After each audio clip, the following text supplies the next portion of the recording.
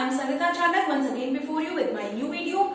In today's video, we are going to learn about verbs. Verbs किसे कहते हैं, verbs कितने तरह की होती है और क्या-क्या इसके functions होते हैं. So let's get started. Verbs यानी कि हिंदी में जिसे हम क्या कहते हैं, क्रिया. क्रिया यानी कि कोई भी काम या एक्शन. ठीक है. अब verbs देखिए, बेसिकली ये दो तरीके से. There are two types of verbs. पहली होती है मेन verbs और दूसरी होती है हेल्पिंग verbs.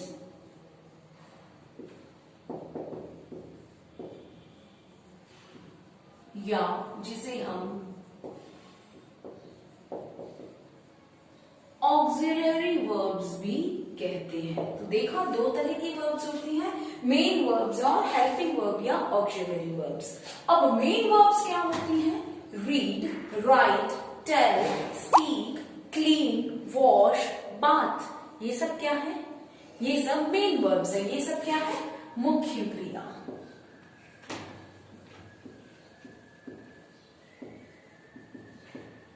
और हेल्पिंग वर्ब्स या ऑक्सिलरी वर्ब्स. देखिए टेंस कौन सा है, इसको आइडेंटिफाई करने में हम हेल्पिंग वर्ब्स की मदद लेते हैं.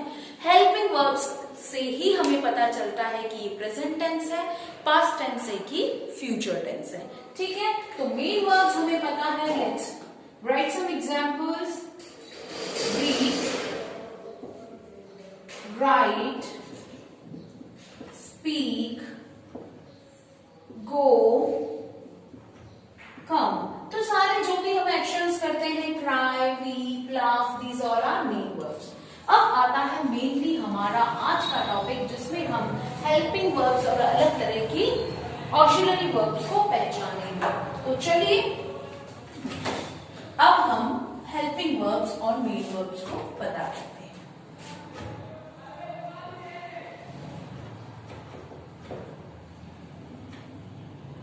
अब हेल्पिंग वर्ब्स भी देखिए. फर्दर भी there are two types of helping verbs या ऑक्सिलरी वर्ब्स. एक तो होती है प्राइमरी हेल्पिंग वर्ब्स. इसको मैं हेल्पिंग वर्ब लिखूंगी, HV से लिखूंगी, आप समझ जाइएगा. और दूसरा होता है मॉडल्स. तो प्राइमरी हेल्पिंग वर्ब्स जो होती हैं, इसके भी तीन पार्ट हैं. उस पहले पार्ट में आती है टू बी वाली वर्ब्स, दूसरे में आती है हैव ग्रुप वाली वर्ब्स और तीसरी होती है डू ग्रुप वाली वर्ब. टू बी वाली वर्ब्स में होती है इज, एम, आर और वॉज, वर. होना. टू बी वाली वर्ब्स का मतलब होता है होना. इज, एम, आर, वॉज, वर. दूसरी है हैव ग्रुप वाली, जिसमें होता है हैव, हैज, हैड. तीसरी डू ग्रुप वाली होती है, जिसमें होता है do, does and did.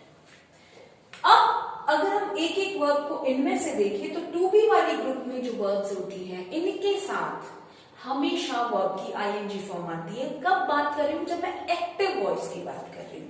Passive voice में तो हम जब देखेंगे वो चैप्टर, तब देखेंगे कि पैसिव वॉइस में तो जब हम एक्टिव से पैसिव बनाते हैं, हर तरह की वर्ब के साथ हर तरह की हेल्पिंग वर्ब के साथ वर्ब की थर्ड फॉर्म आती है. बट अभी मैं किस सेंस में बात कर रही हूं? मैं एक्टिव वॉइस यानी कि जनरली या सामान्यतः is, am, are, was, were के साथ वर्ब की कौन सी फॉर्म आती है?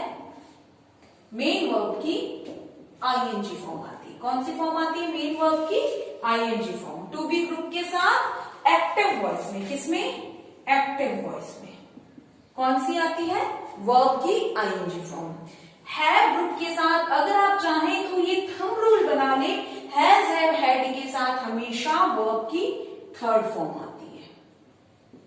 अब हैव के साथ टू जुड़ा है तो वो तो बट ऑब्वियस है फर्स्ट फॉर्म आएगी, लेकिन ये खाली हैज है, हैव है, हैड है, तो इसके बाद जब कोई भी वर्ब आएगी हैज, हैव, हैड के साथ तो वर्ब की कौन सी फॉर्म आएगी?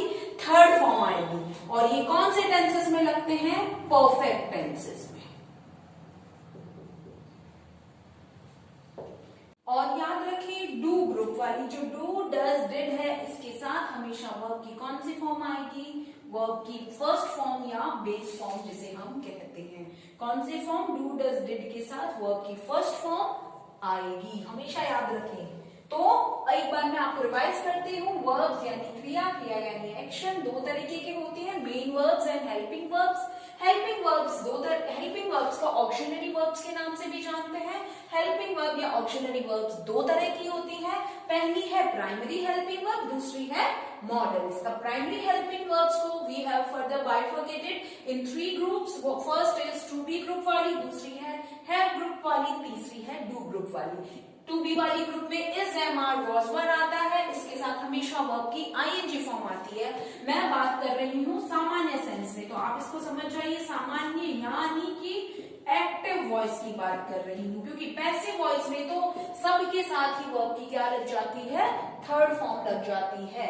तो यहाँ पे टू बी में इज, एम, आर, वॉज, वर यदि हो तो वर्ब की आईएनजी फॉर्म लगेगी। और ये कंटिन्यूअस टेंस में यूज होती है, present continuous and past continuous tense में। उसके बाद में हैव, हैज, हैड, ये वर्ब की थर्ड फॉर्म, ये परफेक्ट टेंस में यूज होते हैं। तो ये कंटिन्यूअस किसके? Past continuous and present continuous. ये परफेक्ट टेंस किसके?